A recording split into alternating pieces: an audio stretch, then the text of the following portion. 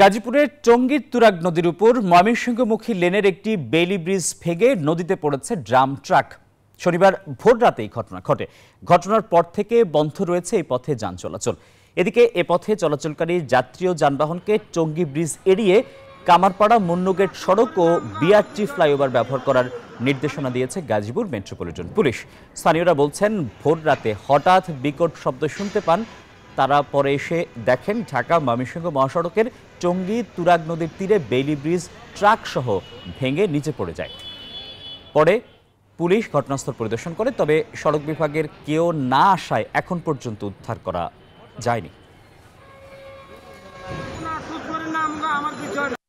ভোরবেলা বেকট শব্দ পাইয়া আসে দেখতেছি যে ব্রিজ ভাঙান বইটা গেছে নিচে একটা গাড়ির ভিতরে যাত্রী ছিল না, ড্রাইভার হেল্পার ছিল, এছাড়া কেউ ছিল না। কিন্তু বেশি সমস্যা যে এই একটা যানজট এলাকা, নিষেধ আছে যে ওভারলোড গাড়ি চলতে পারবে না।